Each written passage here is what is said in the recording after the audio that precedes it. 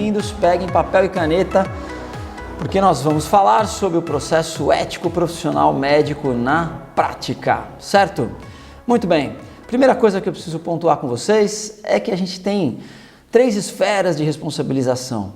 Quando a gente fala de responsabilidade profissional, a gente tem que compreender que o profissional pode ser responsabilizado em 3 esferas, esferas que são distintas e autônomas, ok? A gente tem a esfera da responsabilidade civil, que é a responsabilidade basicamente patrimonial, é a que vai impor ao profissional uma limitação de ordem patrimonial caso ele seja condenado.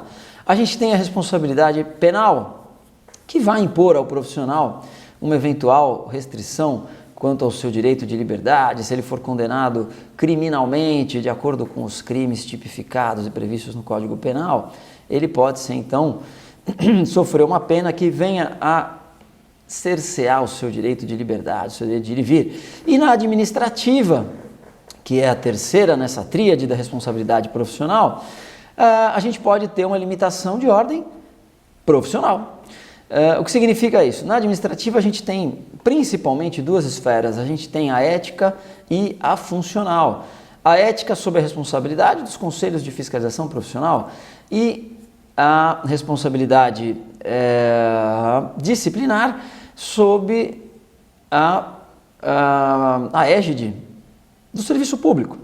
Então, aquele profissional que é vinculado a algum serviço público, se ele comete uma eventual falha, ele está sujeito a essas 2 formas de responsabilização administrativa.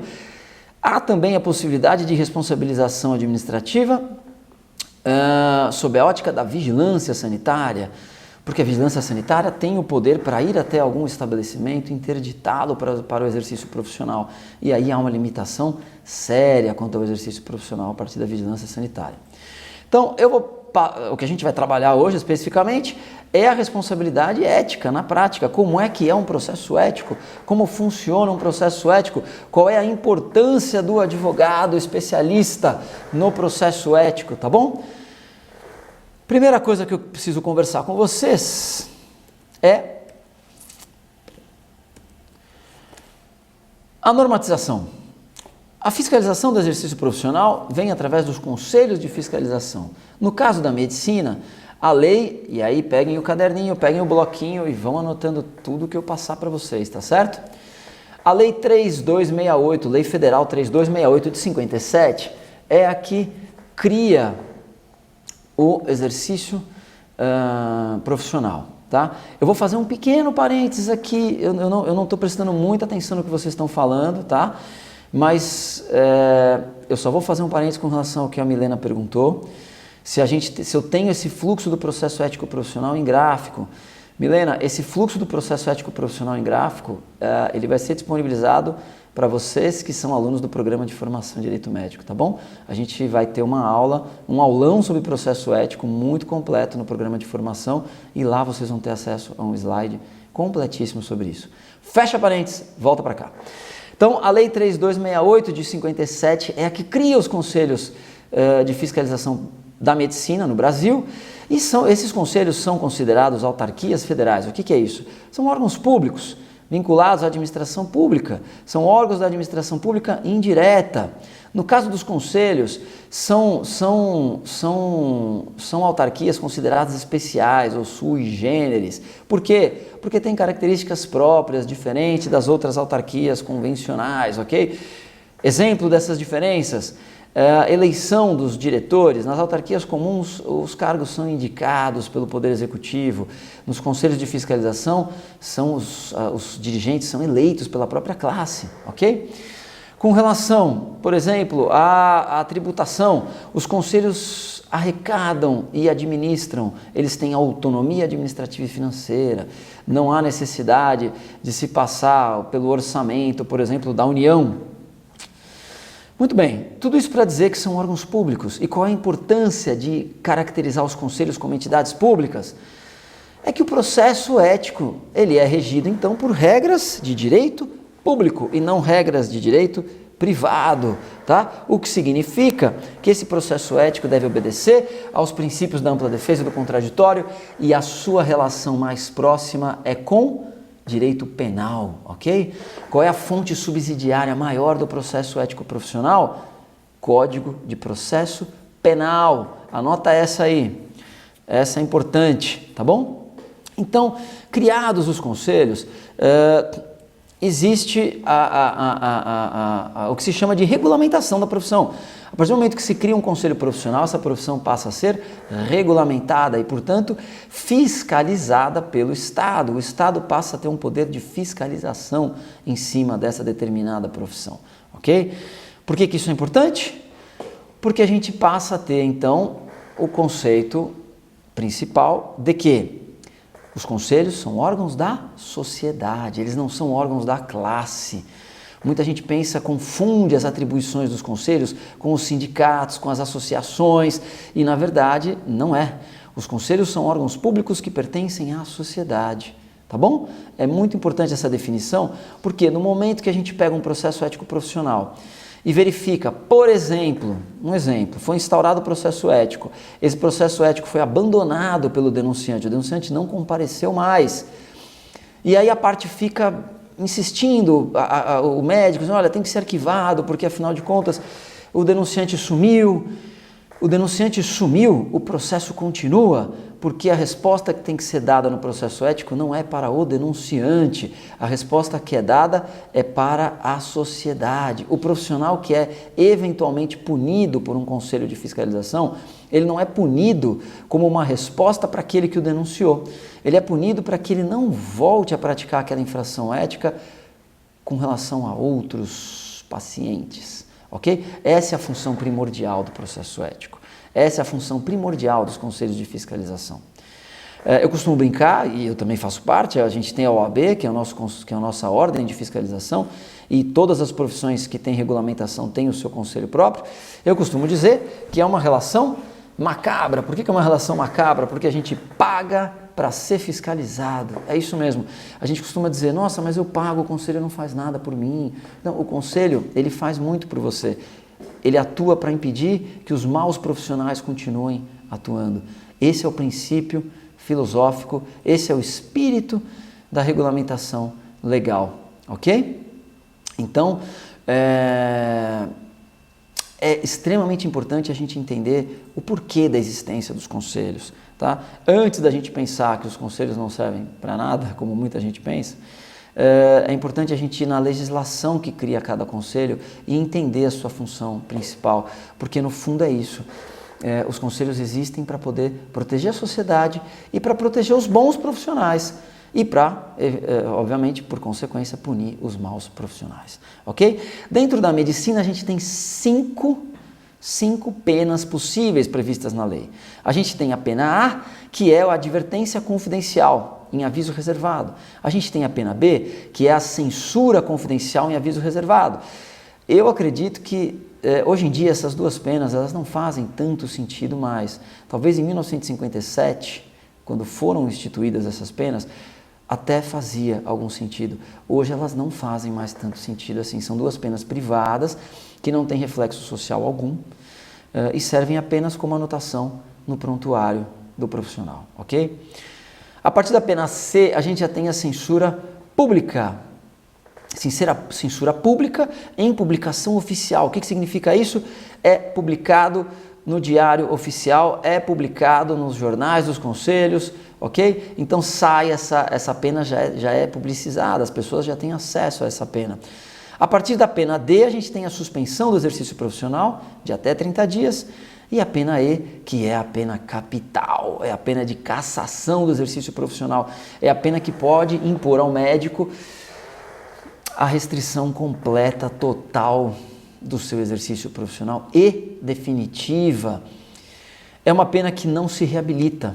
Tá? Todas as outras penas, depois de 8 anos, sem cometer mais nenhuma infração, o médico pode fazer o pedido ao conselho. Isso é interessante para vocês terem, tá bom?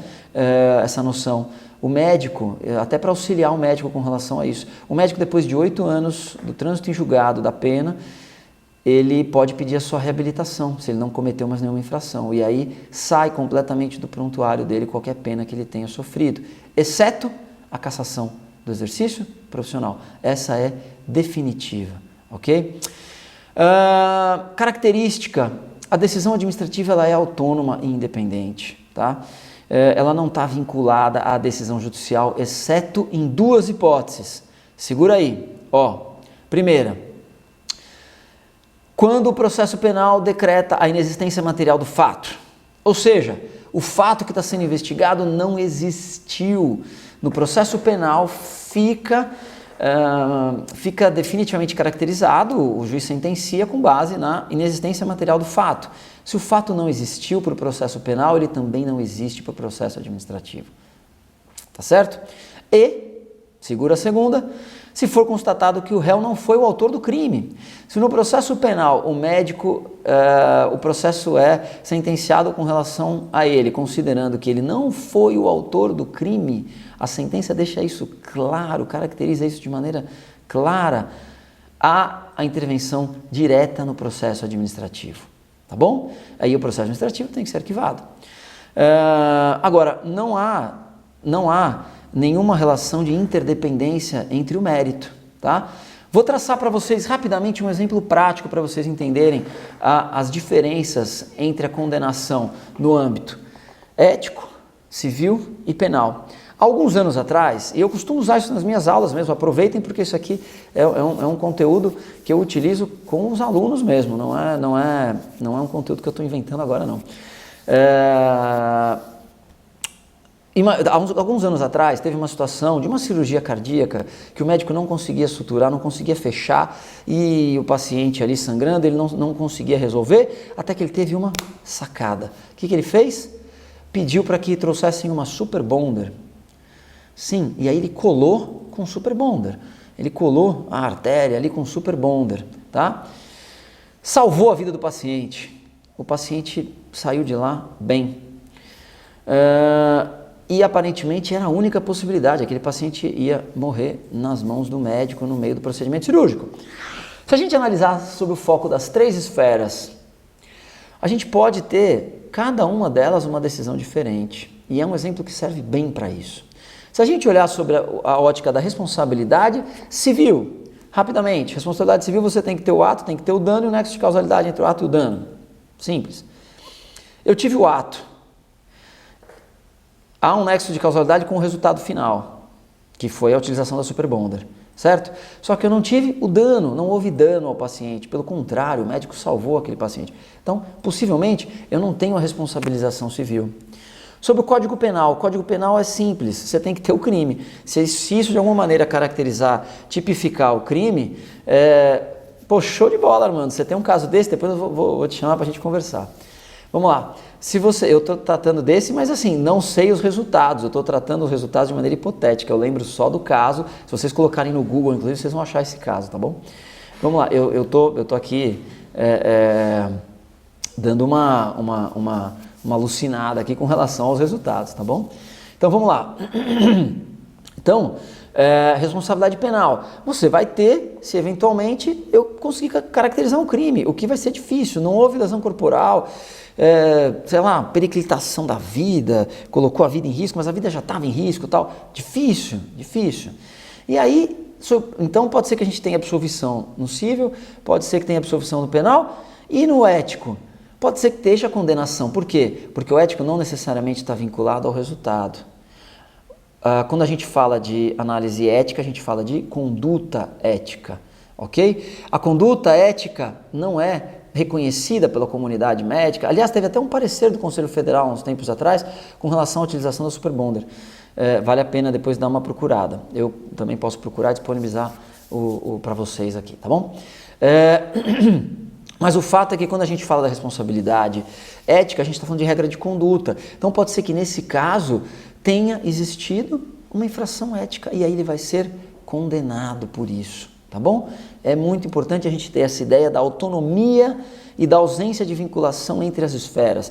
Penal é uma, civil é outra, ética é outra absolutamente diferente. O processo ético, então, ele começa, aí anotem, extremamente importante, qual é a nossa Bíblia, e eu já fiz post sobre isso, qual é a nossa Bíblia do processo ético, atualmente a resolução do Conselho Federal de Medicina, número 2145/16, tá bom? Quem puder, coloca nos comentários para ajudar o pessoal que não anotou. Resolução CFM 2145/16. É lá que estão todas as regras do processo ético, é lá que vocês vão seguir para poder administrar esse processo ético. O processo ético basicamente é dividido em duas grandes fases. Fase inicial de sindicância, fase posterior de processo. Tá? Fase de sindicância, qual é o principal objetivo da sindicância? É fazer a coleta de indícios. O conselho tem que coletar indícios de infração ético-profissional para poder instaurar o processo ético-profissional. Se não houver nem esses indícios, arquivamento da sindicância. Acabou a história. Acabou a história não. O denunciante tem direito de recorrer para o Conselho Federal. Do arquivamento da sindicância, cabe recurso para o Conselho Federal. Da abertura do processo ético, não cabe recurso. Tá bom? Anota essa porque é importante também. Processo ético profissional que a gente vai chamar, e assim o código chama, de PEP. P-E-P, ok? PEP, Processo Ético Profissional. E a nossa resolução 2145 é o CPEP, Código de Processo Ético Profissional. Fase de sindicância. O que é importante vocês saberem da fase de sindicância? A sindicância ela é inquisitorial, ok? Não há contraditório na sindicância. A sindicância, por quê? Porque justamente não há uma acusação formal. A acusação formal virá quando dá a abertura do processo ético profissional, ok? Estão comigo aqui? Estão acompanhando? Beleza. Existe a possibilidade de conciliação, exceto nos casos em que houver lesão corporal grave, óbito ou assédio sexual. E há a possibilidade também de se firmar um TAC. Tá bom? O que é o TAC? Termo de ajustamento de conduta, quando não tem o denunciante, não há lesão grave, não há óbito, não há assédio sexual, enfim, é possível o conselho oferecer ao médico um TAC. O que é importante da atuação de vocês, advogados, que vão fazer a defesa do médico na fase de sindicância? Vamos começar pela defesa do médico. Vocês têm que fazer o possível para que não seja instaurado o PEP. Então, é passar todas as informações possíveis para o conselho, mostrando o quê? Que não há sequer indícios de infração ética, tá bom? A manifestação na sindicância, ela não é obrigatória, tá? O conselho tem por hábito, os conselhos têm por hábito de medicina intimar para a manifestação, é um prazo bem impróprio, alguns conselhos dão 10 dias, outros dão 15, pode ser dada dilação, porque é um procedimento absolutamente informal nessa fase, tá? Mas a sua principal missão é conseguir fazer com que não haja nem a abertura do PEP, é demonstrar que não há sequer indícios de infração. Tá? Com relação ao denunciante, quem vai fazer a atuação pelo denunciante é o oposto, é tentar mostrar que houve, no mínimo, indícios. Não há necessidade de apontar artigos do Código de Ética, não ele fazer uma representação, por exemplo, como uma inicial do judicial, não é assim, tá? Show de bola, né? Despacho COJUR. Troca o N pelo J, é isso mesmo? COJUR 527/2018.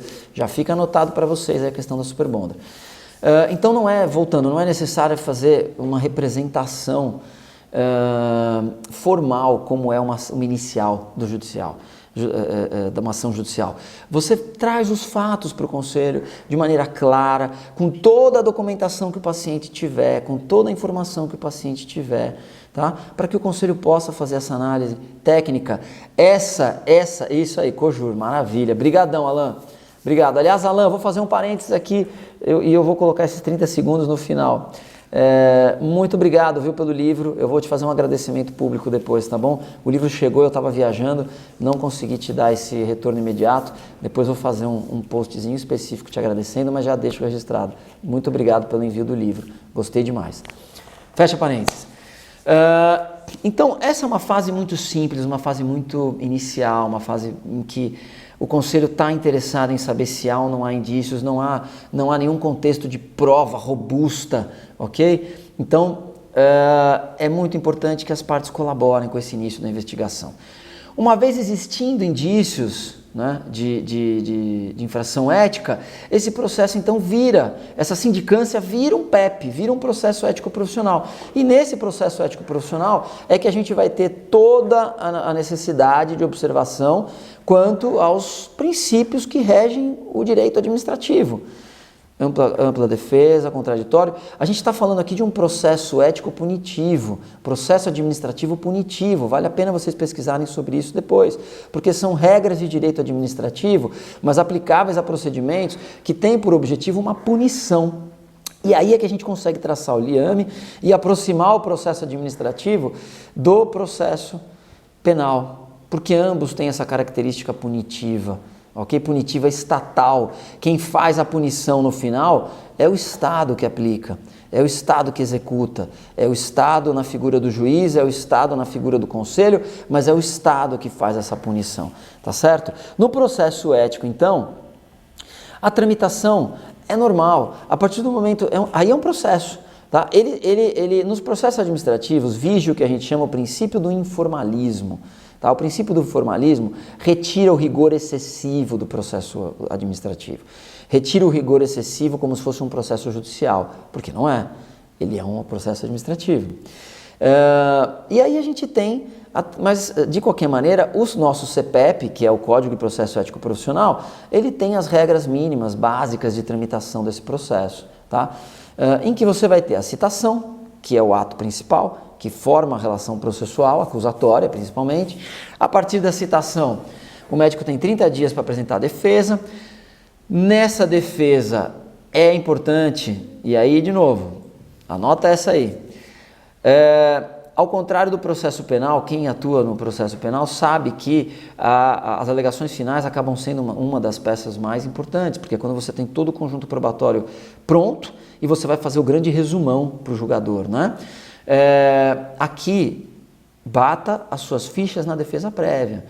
Coloque muita informação na defesa prévia. O processo ético leva muito em consideração a defesa prévia. Tá? Não há nenhuma forma de absolvição sumária, não há nenhuma forma de extinção do processo sem que haja pelo julgamento. Mas é muito importante que na defesa exista todo o material necessário. Tá? Quando é que entram os dativos? Tem um monte de gente me perguntando com relação a dativo, não é? O pessoal daqui de São Paulo já se inscreveu e tal. Quando o médico é citado e não comparece para apresentar a defesa. A partir desse momento, quando ele é citado para apresentar a defesa e não apresenta, é feita então a nomeação do defensor dativo. É o advogado que o conselho chama desse edital, que o conselho coloca para defender o médico e é remunerado por isso, inclusive. Por que isso acontece? Porque o médico não pode ser punido sem que haja a defesa técnica. Ele não pode ser punido sem defesa nos autos, ok? E, tramitado esse processo, a gente chega ao ápice do processo, que é o julgamento. O julgamento ético tem características muito especiais. Vale até a pena depois eu pensar em distribuir um material para vocês, fazer algum vídeo falando só do julgamento, mas eu vou tentar passar para vocês de maneira rápida. O julgamento ele é dividido em algumas partes. A primeira parte principal é a leitura do que a gente chama de expositiva do voto. O que significa isso? O conselheiro vai ler todo o resumo do processo. Depois as partes têm 10 minutos de sustentação oral. Tá? Nessa sustentação oral, é muito importante que vá o profissional médico fazer parte da sua sustentação. É muito importante que o denunciante também faça parte dessa sustentação. Tá bom? Se houver o denunciante. Por quê? Porque ali você vai ter contato com conselheiros que não conhecem ainda o processo de maneira substancial. Ali a gente tem o relator, que já viu o processo, o revisor, que já viu o processo. Eventualmente pode ter um instrutor na Câmara, eventualmente pode ter o sindicante na Câmara de Julgamento, tá? Mas você vai ter que fazer um trabalho de convencimento com aquelas pessoas que estão tendo contato pela primeira vez com o processo.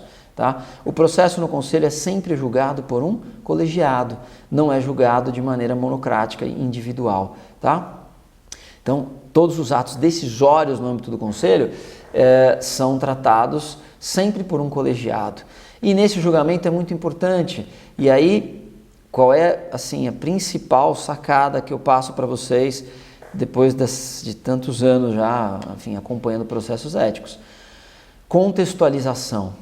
Tá? A contextualização é fundamental no processo ético profissional. Quando você consegue trazer os julgadores para dentro da realidade do que de fato aconteceu, essa contextualização é fundamental para o sucesso da parte que você está defendendo, seja o médico, seja o paciente. Tá? É muito importante, porque ali é um julgamento técnico, ao contrário do judiciário, que é um julgamento baseado no que é produzido de prova, nos autos, enfim. Não é um julgamento técnico profissional, é um julgamento técnico jurídico. O juiz faz a valoração das provas e vê se houve o nexo de causalidade e faz a valoração do dano tal, e faz a condenação. Aqui não, aqui é um julgamento eminentemente técnico, profissional. O médico é julgado pelos seus pares, dentro da técnica médica praticada. Então, e é colegiado, tem uma força muito grande justamente por isso, porque é um julgamento de uma... Então, só para retomar, então após esses 10 minutos de sustentação, entra a fase de debates. Nessa fase de debates, os conselheiros vão discutir o caso entre eles e podem até fazer perguntas para os que estão ali presentes, as partes. Por isso que é tão importante a presença das partes no julgamento, tá bom? Com relação aos memoriais, vou puxar aqui, o Rodrigo está perguntando, pode-se entregar, pode, não tem o hábito, tá? Só para vocês entenderem, no conselho não há esse hábito, mas não há nada que impede que vocês criem esse hábito dentro dos conselhos. Eu vi pouquíssimos advogados fazendo isso, acho uma ideia interessante. Comecem a fazer esses memoriais e entregar uns dias antes, entreguem no protocolo e no conselho, para que seja entregue aos conselheiros da Câmara, né, para que eles possam ter contato já. Então, passada essa fase de debates, volta para as partes vão fazer então nova sustentação oral de 5 minutos e aí é realizado o julgamento, tá bom? Para concluir, para a gente fechar, nossa, já deu 30 minutos, como passa rápido, né? Só para a gente chegar, existe a fase recursal, certo? Como é que funcionam os recursos? Anotem, pega papel e caneta também, porque não é simples entender a fase recursal dentro do conselho. O julgamento é feito por uma Câmara, que é um órgão menor.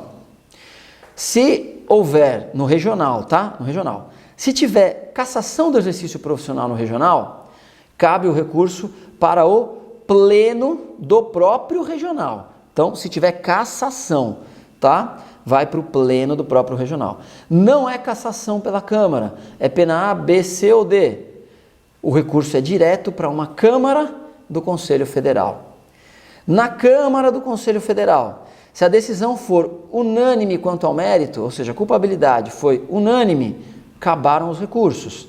Foi por maioria ou deu cassação na Câmara do Federal, vai para o pleno do Federal, tá bom? Então, espero que vocês tenham conseguido pegar essa estrutura recursal, tá? E é isso, minha gente. Espero que vocês tenham gostado, espero que vocês tenham anotado aí algumas sacadas interessantes que eu tentei passar para vocês. Para quem não sabe, eu trabalho no sistema conselhal já há bastante tempo, para quem ainda não conhece muito da minha história. Eu trabalho há 17 anos no Conselho Regional de Medicina do Estado de São Paulo como advogado. Já fui chefe do jurídico, já fui superintendente jurídico. Então, o que eu gosto de fazer com o processo ético é passar essa minha experiência prática para vocês. Sei lá, já vi milhares de casos aí, e são milhares mesmo de casos éticos, alguns até de grande repercussão. A gente pode até depois fazer uma live para falar de alguns casos concretos, tá bom? Mas o que eu quis passar para vocês aqui é esse resumão sobre o processo ético na prática, como é que algumas sacadas do dia a dia que vocês podem ter a respeito do processo. Fora isso, continuem aqui nas redes comigo, acompanhando os meus conteúdos. Eu sempre posto bastante coisa. Vão no YouTube. Quem não se inscreveu no canal do YouTube ainda, a gente está chegando pertinho dos 1000 inscritos, o que é uma coisa fenomenal em termos de YouTube e voltado para o direito médico, tá bom? Então, quem não foi lá ainda, tem muito conteúdo gratuito para vocês aprenderem direito médico, sempre voltado com essa pegada mais prática, tá bom? Obrigado. Recado final para quem não pegou no início. Depois, daqui uns dias, essa live vai também para o canal do YouTube e lá vocês vão ter acesso a ela na íntegra, tá bom? Espero que vocês tenham gostado desse nosso projeto, Live 11x7. Todas as quartas-feiras, anotem aí, tá bom? Todas as quartas-feiras, anotem na agenda às 11h07 da manhã, mas eu faço também os lembretinhos pelos stories, tá bom? Respondendo o Guilherme, sim, vai ficar gravada, mas vai ser disponibilizada no canal do YouTube. Procura lá YouTube Oswaldo Simonelli, que você me acha lá, se inscreve no meu canal. Estamos pertinho de chegar nos 1000 inscritos. Me ajudem lá, gente. Vamos subir o número de inscritos para a gente continuar divulgando bastante conteúdo sobre direito médico, tá bom? Muito obrigado, muito obrigado. O que vocês precisarem, vocês sabem que eu me esforço ao máximo para responder todos vocês pelo direct aqui do Instagram. Então me mandem mensagem, a gente vai conversando bastante, tá? Vamos almoçar, né, gente? Daqui a pouquinho é horário do almoço. Obrigado a todos, gratidão por vocês terem gastado esse tempinho aqui comigo. Espero que eu tenha conseguido transmitir um pouco de informação a mais para vocês. Beijo no coração de todos vocês. Obrigado, galera. Até a próxima. Valeu.